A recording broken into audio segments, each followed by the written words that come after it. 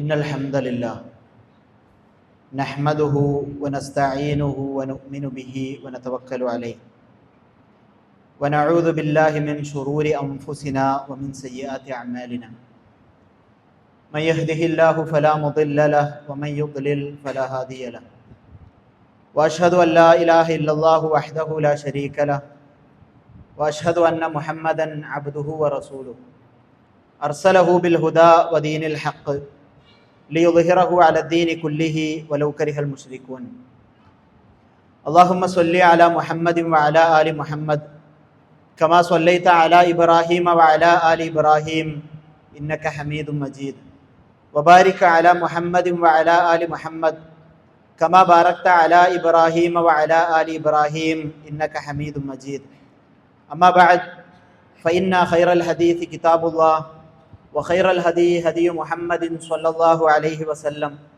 وشر الأمور محدثاتها وكل محدثة بدعة وكل بدعة ضلالة وكل ضلالة في النار يا أيها الذين آمنوا اتقوا الله حق تقاته ولا تموتن إلا وأنتم مسلمون يا أيها الذين آمنوا اتقوا الله وقولوا قولا سديدا يصلح لكم أعمالكم ويغفر لكم ذنوبكم ومن يطع الله ورسوله فقد فاز فوزا عظيما أعوذ بالله السميع العليم من الشيطان الرجيم فإذا قضيتم مناسككم فاذكروا الله كذكركم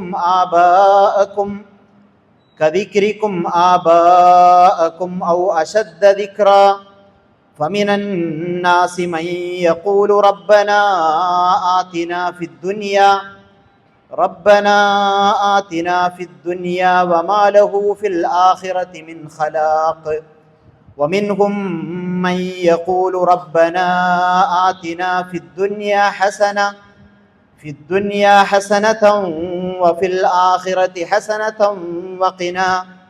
وقنا عذاب النار أولئك لهم نصيب مما كسبوا വല്ലാഹു സരീഉൽ ഹിസാബ്. ഏറെ ആദരണീയരായ വിശ്വാസിനികൾ, ജീവിതത്തിൻ്റെ രഹസ്യ പരസ്യ മേഖലകളിലെല്ലാം അള്ളാഹുവിനെ ഭയപ്പെട്ട് തഖ്വയോടുകൂടി ജീവിക്കണമെന്ന് ഉണർത്തുന്നു, വസിയത്ത് ചെയ്യുന്നു. ഹജ്ജിൻ്റെ കർമ്മങ്ങൾ പൂർത്തിയായതിനു ശേഷം ചെയ്യേണ്ടുന്ന കാര്യങ്ങളെക്കുറിച്ച് അല്ലാഹു സുബ്ഹാനഹു വ തആല ഓർമ്മപ്പെടുത്തുന്ന ഏതാനും വചനങ്ങളാണ്. സൂറത്തുൽ ബഖറയിലെ 200 മുതൽ 202 വരെയുള്ള വചനങ്ങളാണ് ഇവിടെ ഓതി വച്ചിട്ടുള്ളത്. അല്ലാഹു സുബ്ഹാനഹു വ തആല നമ്മളോട് ആവശ്യപ്പെടുന്നത് ഫൈദാ ഖദൈതും മനാസികക്കും, നിങ്ങൾ നിങ്ങളുടെ ഹജ്ജിൻ്റെ കർമ്മങ്ങൾ പൂർത്തീകരിച്ചു കഴിഞ്ഞാൽ ഫദ്കുറുല്ലാഹ്, നിങ്ങൾ അള്ളാഹുവിനെ ഓർക്കുക. കദിക്രിക്കും ആബാഅക്കും ഔ അശദ്ദ ദിക്റ, നിങ്ങൾ നിങ്ങളുടെ പിതാക്കന്മാരെ സ്മരിക്കുന്നത് പോലെ അല്ലെങ്കിൽ അതിനേക്കാൾ കൂടുതൽ നിങ്ങൾ അള്ളാഹുവിനെ സ്മരിക്കുക, ഓർക്കുക, ദിക്റ് ചെയ്യുക എന്ന് അല്ലാഹു സുബ്ഹാനഹു വ തആല പറയാൻ. എല്ലാ കർമ്മങ്ങളും, മഹത്തായ അള്ളാഹുവിന് വേണ്ടിയുള്ള കർമ്മങ്ങൾ അവസാനിക്കുന്നിടത്ത് അള്ളാഹുവിനെ ഓർക്കണമെന്ന് പറയുന്നതായിട്ട് നമുക്ക് കാണാൻ കഴിയും. യുദ്ധസമയത്തെ നമസ്കാരത്തെ പറ്റി പറയുന്നിടത്ത് അള്ളാഹു പറയാണ് ഫൈദാ ഖദൈതുമുസ് സ്വലാത്ത ഫദ്കുറുല്ലാഹ ഖിയാമൻ വഖുഊദൻ വഅലാ ജുനൂബിക്കും, നിങ്ങൾ നമസ്കാരത്തിൽ നിന്ന് വിരമിച്ചു കഴിഞ്ഞാൽ നിന്നുകൊണ്ടും ഇരുന്നുകൊണ്ടും കിടന്നുകൊണ്ടുമെല്ലാം നിങ്ങൾ അള്ളാഹുവിനെ ഓർക്കുക. നമുക്കറിയാം, നോമ്പ് അവസാനിക്കുന്ന സമയത്തും അല്ലാഹു സുബ്ഹാനഹു വ തആല പറയാണ് ലിതുക്മിലുൽ ഇദ്ദ വലിതുകബ്ബിറുല്ലാഹ്, നിങ്ങൾ ആ എണ്ണം പൂർത്തീകരിക്കുന്നതിന് വേണ്ടി, നിങ്ങൾക്ക് ഹിദായത്ത് തന്ന പടച്ചവനെ പറ്റി നിങ്ങൾ തക്ബീറുകൾ ചൊല്ലുന്നതിന് വേണ്ടി എന്നൊക്കെ പറയുന്നത് കാണാൻ കഴിയും. ഈ മഹത്തായ കർമ്മങ്ങൾക്ക് ശേഷം അള്ളാഹുവിനെ ധാരാളമായി ദിക്റ് ചെയ്യുക എന്നുള്ളതിനെ പറ്റി നമുക്ക് ഈ ആരാധനകളെ പറ്റി പറയുന്നിടത്തെല്ലാം പരാമർശിക്കുന്നതായിട്ട് നമുക്ക് കാണാൻ കഴിയും. എങ്ങനെ അള്ളാഹുവിനെ ഓർക്കണം എന്നാണ് ഈ ആയത്തിലൂടെ പടച്ചവൻ പറയുന്നത്. കദിക്രിക്കും ആബാഅക്കും, നിങ്ങൾ നിങ്ങളുടെ പിതാക്കന്മാരെ സ്മരിക്കുന്നത് പോലെ നിങ്ങൾ അള്ളാഹുവിനെ ഓർക്കുക, അല്ലെങ്കിൽ അതിനേക്കാൾ കൂടുതൽ നിങ്ങൾ സ്മരിക്കുക എന്ന് നമ്മളെ ഓർമ്മപ്പെടുത്തുകയാണ്. ഇതിന് 2 വിശദീകരണങ്ങൾ പണ്ഡിതന്മാർ കൊടുത്തതായിട്ട് കാണാൻ കഴിയും. ഒന്ന്, ഈ ചെറിയ കുട്ടികൾ അവരിങ്ങനെ സംസാരിച്ചു തുടങ്ങുന്ന ആ പ്രായത്തിൽ എത്ര തവണ അവര് അബ ഉമ്മ എന്നൊക്കെ പറയും, ഉമ്മ ഉപ്പ എന്ന് വിളിച്ചുകൊണ്ടിരിക്കും. മക്കൾ ഇങ്ങനെ ഉപ്പയുടെയും ഉമ്മയും ഇങ്ങനെ വിളിച്ചുകൊണ്ടിരിക്കും. എത്ര തവണ? അത് ഒരുപാട് തവണ വിളിച്ചുകൊണ്ടിരിക്കും. അതുപോലെ ഈ ചെറിയ കുട്ടികൾ മിണ്ടിത്തുടങ്ങുന്ന സമയത്ത് പിതാവിനെയും മാതാവിനെയും വിളിച്ചുകൊണ്ടിരിക്കുന്ന ആ രീതിയിൽ നിങ്ങൾ ഈ ഹജ്ജിന്റെ കർമ്മങ്ങൾ കഴിഞ്ഞാൽ അള്ളാഹുവിനെ പറ്റി, അല്ലെങ്കിൽ അതിനേക്കാൾ കൂടുതൽ നിങ്ങൾ അള്ളാഹുവിനെ പറ്റി ഓർക്കുക എന്നതാണ് അതിന്റെ വിശദീകരണം എന്നതാണ് ഒരു വിഭാഗം പണ്ഡിതന്മാർ, മുഫസ്സിരീങ്ങൾ അഭിപ്രായപ്പെടുന്നത്. എന്നാൽ മറ്റൊരു വിഭാഗം പണ്ഡിതന്മാർ പറയുന്നത്, ജാഹിലിയ കാലഘട്ടത്തിൽ ഈ ഹജ്ജു കഴിഞ്ഞതിന് ശേഷം മിനയിലും മറ്റുമൊക്കെ ഒരുമിച്ച് കൂടിയിട്ട് ഈ ആളുകൾ, ഈ ജാഹിലിയ കാലഘട്ടത്തിലെ ആളുകൾ, അവര് ഈ കർമ്മമൊക്കെ കഴിഞ്ഞതിന് ശേഷം അവരുടെ പിതാക്കന്മാരുടെ മഹത്വം പറയാൻ തുടങ്ങും. അവരുടെ പിതാക്കന്മാരുടെ നന്മയെക്കുറിച്ച്, അവരുടെ ഔദാര്യത്തെക്കുറിച്ച്, അവരുടെ സേവന മനസ്കതയെക്കുറിച്ച്, അവരുടെ നന്മകളെക്കുറിച്ച് ഓരോ കബീലകളായി തിരിഞ്ഞിരുന്നു കൊണ്ട് അവരിങ്ങനെ വമ്പും വീമ്പും പറഞ്ഞുകൊണ്ടിരിക്കും. അവരുടെ വീരോചിത കഥകളെ പറ്റി അവർ സ്മരിച്ചുകൊണ്ടിരിക്കും. എന്നാൽ ഇതിനെ വിമർശിച്ചുകൊണ്ട് അള്ളാഹു സുബ്ഹാനഹു വ തആല പറയണ, അല്ല, ജാഹിലിയ കാലഘട്ടത്തിൽ ഉണ്ടായിരുന്ന രീതിയിലുള്ള ഈ മഹത്തായ കർമ്മം കഴിഞ്ഞതിന് ശേഷമുള്ള നിങ്ങളുടെ പിതാക്കന്മാരെ പറ്റിയുള്ള വമ്പും വീമ്പും പറയലുകളല്ല. അതിനേക്കാൾ ഉന്നതമായ രീതിയിൽ നിങ്ങൾ അള്ളാഹുവിനെ ഓർക്കുക, അള്ളാഹുവിനെ സ്മരിക്കുക എന്നതാണ് അവിടെ അള്ളാഹു സുബ്ഹാനഹു വ തആല നമ്മളോട് ഓർമ്മപ്പെടുത്തുന്നത്. ഒരു മഹത്തായ കർമ്മം പൂർത്തീകരിക്കപ്പെട്ടിരിക്കുകയാണ്. നമ്മൾ അള്ളാഹുവിന് വേണ്ടി നമ്മളൊരു വലിയ കർമ്മം ചെയ്തു കഴിഞ്ഞാൽ അതിനുശേഷം നമ്മൾ അള്ളാഹുവിനോട് ഒരു പ്രാർത്ഥന നടത്തും, അല്ലെ? നമ്മളൊരു നല്ല കർമ്മം ചെയ്തു കഴിഞ്ഞതിന് ശേഷം, തഹജ്ജുദ് നമസ്കരിച്ചതിന് ശേഷം അള്ളാഹുവിനോട് നമ്മൾ ഇരു കൈകളും ഉയർത്തിക്കൊണ്ട് പടച്ചവന്റെ മുന്നിൽ പ്രാർത്ഥിക്കും. ഒരു മഹത്തായ കർമ്മത്തിന് ശേഷം നമ്മൾ അള്ളാഹുവുമായി ഏറ്റവും അടുത്തു നിൽക്കുന്ന അവസരമെന്ന് നമുക്ക് ബോധ്യപ്പെടുന്ന സമയത്ത് നിറമനസ്സോടുകൂടി പടച്ചവനോട് നമ്മൾ പ്രാർത്ഥിക്കും.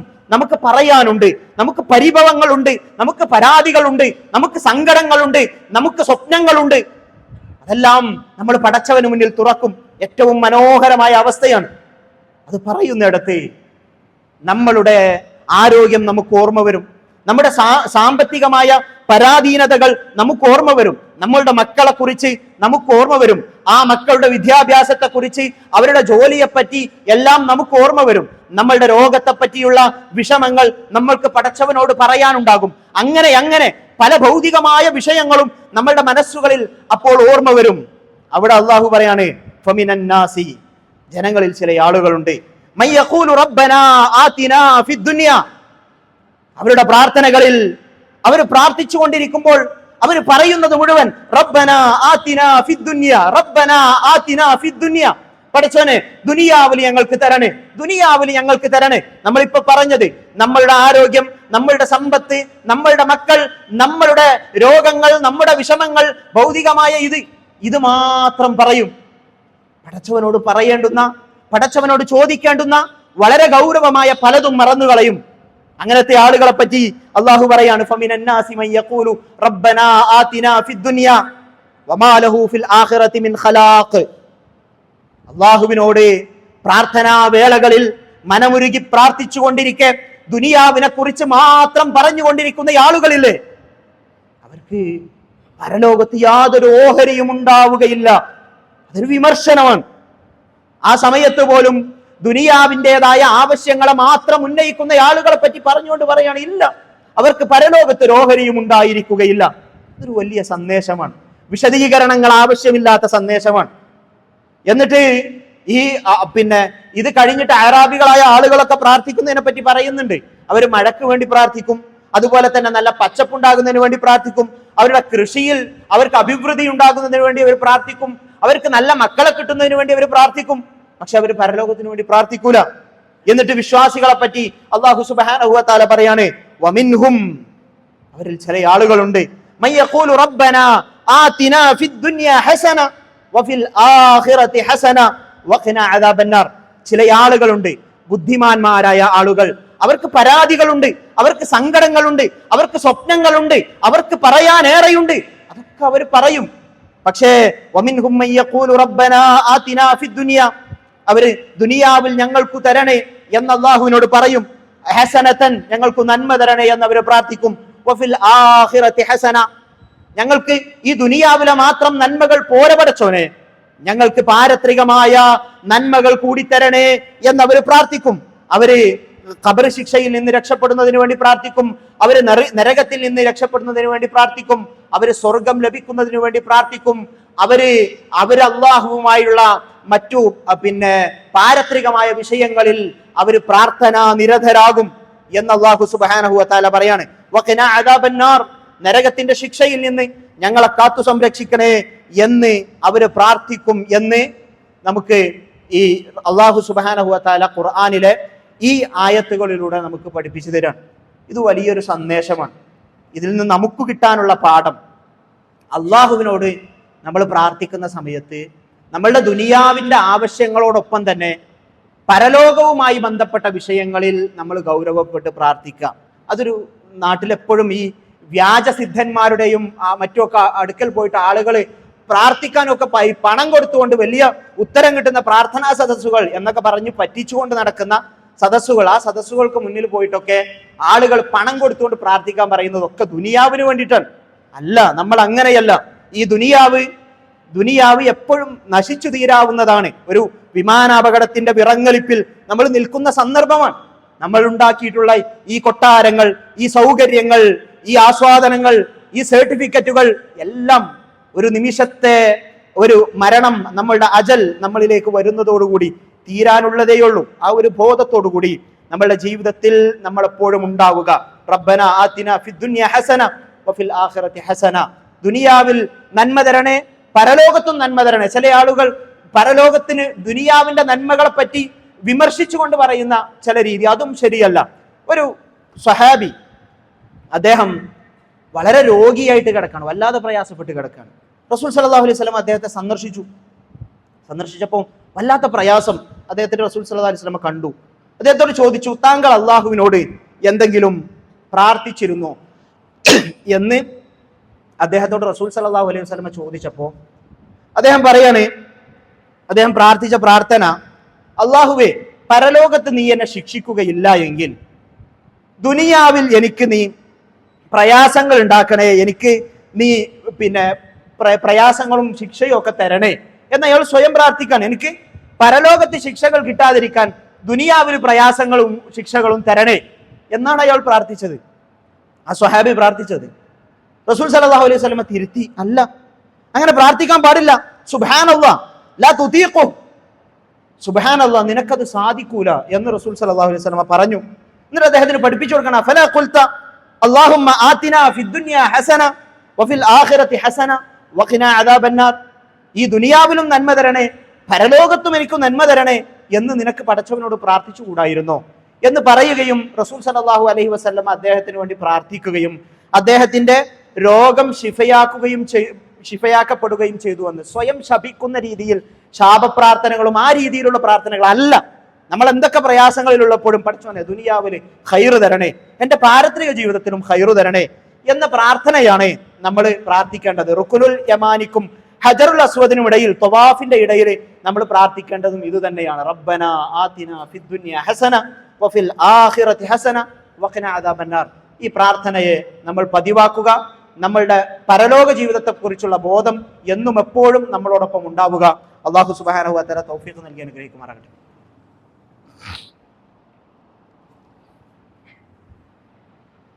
അൽഹംദുലില്ലാഹി വഹ്ദ വനസറ അബ്ദ വഹസമൽ അഹ്സാബ വഹ്ദ ഉസല്ലി വഉസല്ലിമു അലാ അഫ്ദലിസ് സ്വലാത്തി വഅസ്കസ് സലാമി വഅതമ്മത് തസ്ലീം അലാ നബിയിന മുഹമ്മദിൻ സ്വല്ലല്ലാഹു അലാ ആലിഹി വഅസ്ഹാബിഹി വസല്ലമ തസ്ലീമൻ കസീറ.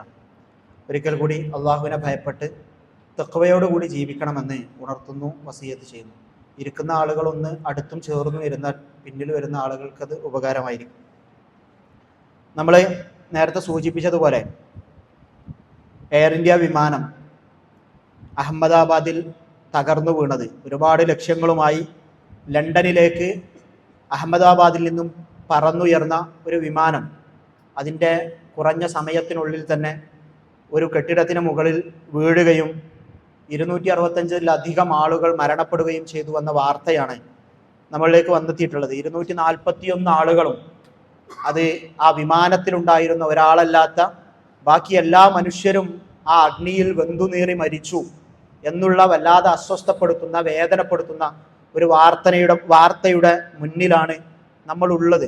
തീർച്ചയായിട്ടും ആ ലണ്ടനിലേക്ക് നമ്മുടെ നാട്ടിൽ നിന്ന് യാത്ര പോയ ആളുകൾക്ക് സ്വപ്നങ്ങൾ ഉണ്ടായിരുന്നു.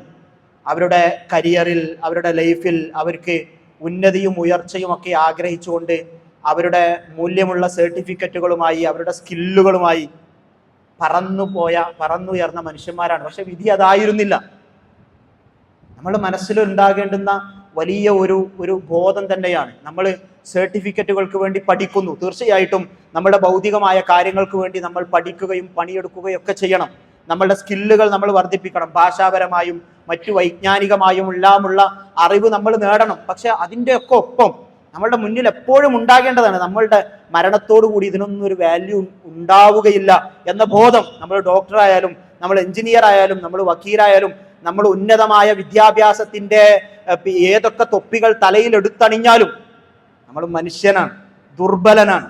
ഏത് സമയത്തും മരണം വന്ന് വിളിച്ചാൽ പോകേണ്ടവരാണ് എന്ന ഒരു ബോധം നമ്മളിൽ ഉണ്ടാകണം. ക്യാമ്പസിലെ വൈകൃതങ്ങൾ തളം കെട്ടി നിൽക്കുന്ന അതിന്റെ അകത്തളങ്ങളിൽ നമ്മൾക്ക് ബോധമുണ്ടാകണം, നമ്മളൊരു വിശ്വാസിയാണ് എന്ന ബോധമുണ്ടാകണം. തിന്മകളിൽ, വൈകൃതങ്ങളിൽ ഞാൻ പെട്ടുപോകാൻ പാടില്ല.